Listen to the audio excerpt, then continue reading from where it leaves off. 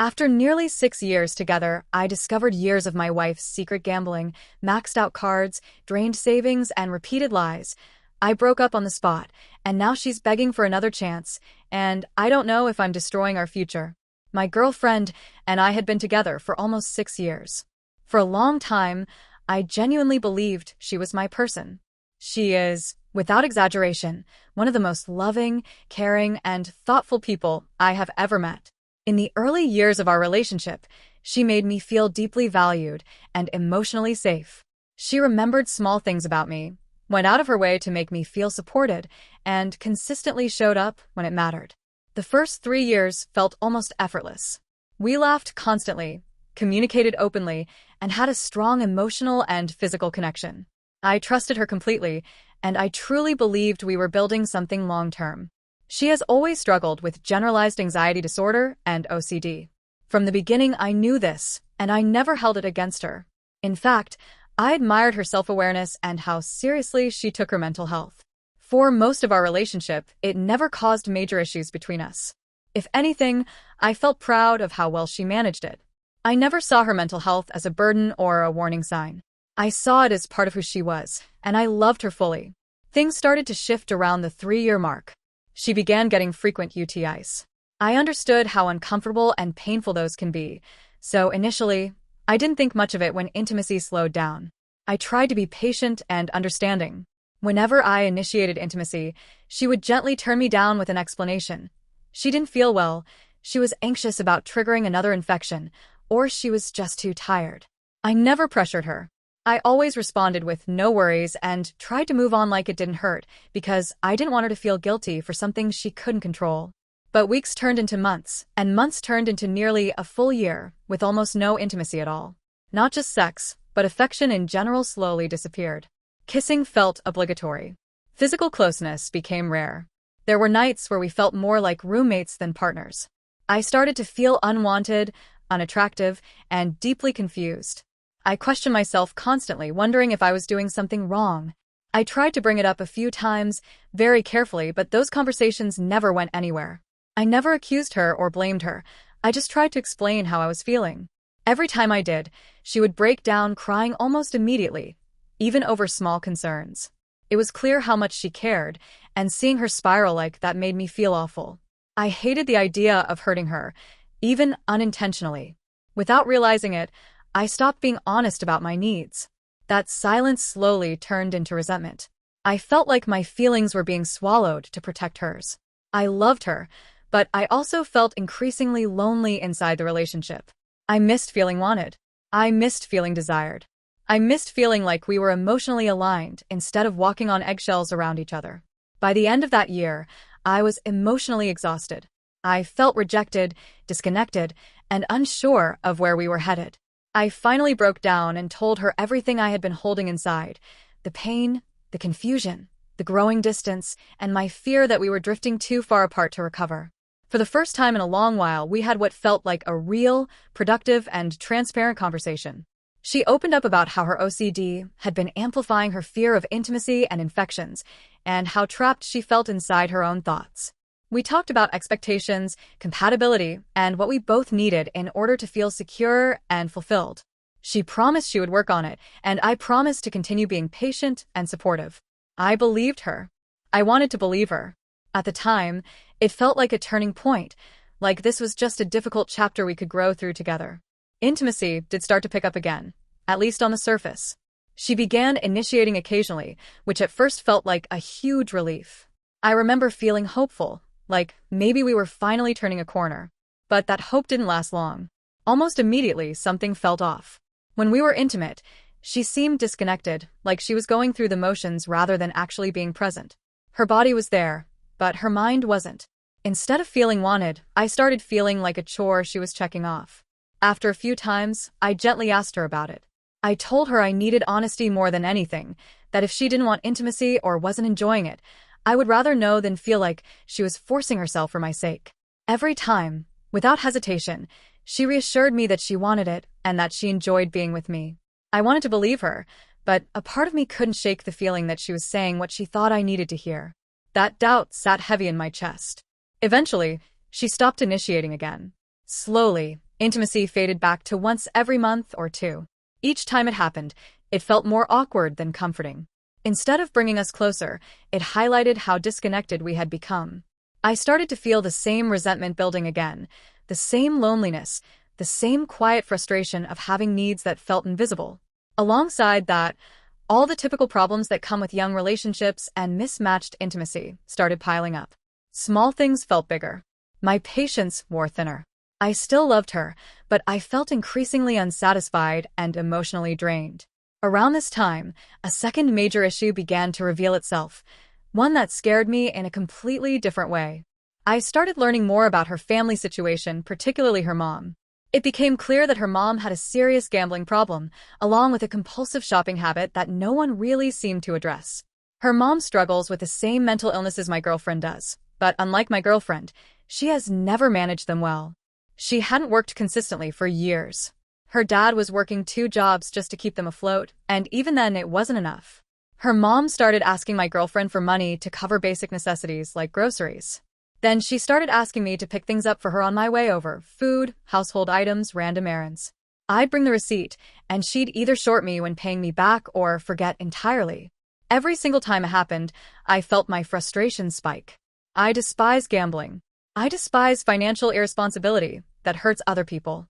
I vented about it constantly, and my girlfriend always agreed with me. She shared my anger, or at least said she did. But agreement in words didn't translate into boundaries in action. Fast forward a bit, my girlfriend graduates. She lands a solid job. We start seriously talking about moving out together and building a life. At this point, I'm financially stable. I've been saving for years, very intentionally. I see money as security and freedom, and I've always been careful with it. During her schooling, I even helped pay for part of her tuition. I didn't see it as a sacrifice. I saw it as an investment in our future together. Then something happened that really stuck with me. After I paid toward her tuition, she later received a grant or a scholarship that should have covered that same amount.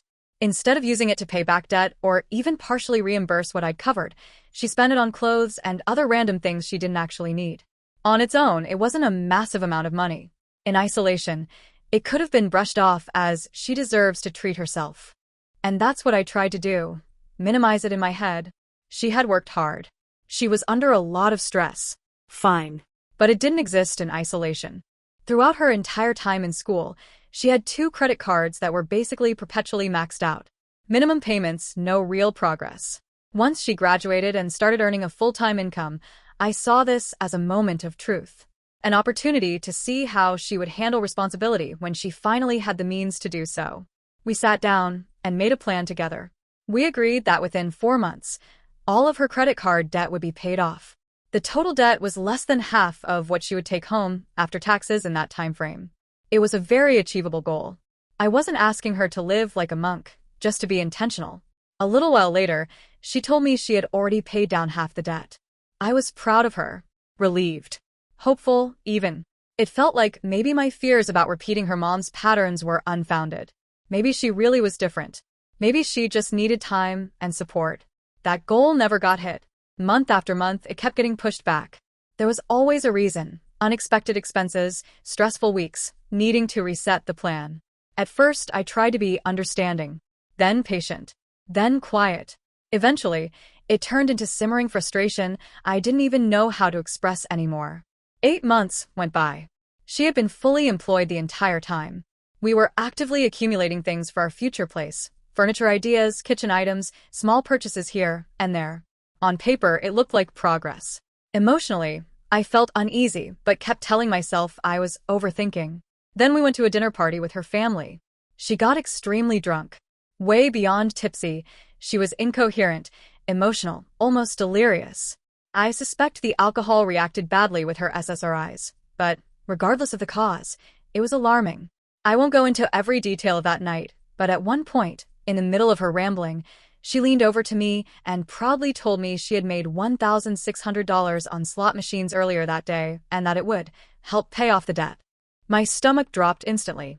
Why were you gambling at all? That was the only thought in my head. The next day, she didn't remember saying it. I didn't confront her immediately. Instead, I waited 2 full weeks. I wanted to see if she'd tell me herself. She never did. When I finally brought it up, She brushed it off. She said she was bored and put in a little money, $50. Then, after some hesitation, she admitted it might have been closer to $200. The inconsistencies immediately set off alarms in my head. I didn't push harder in that moment, but the trust one had left started to crack.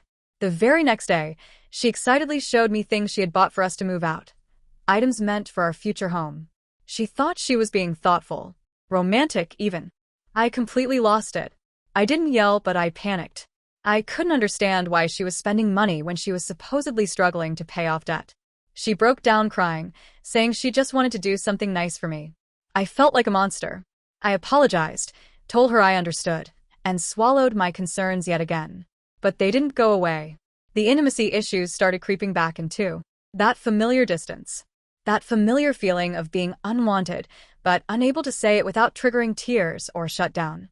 I found myself lying awake at night debating whether to stay or leave.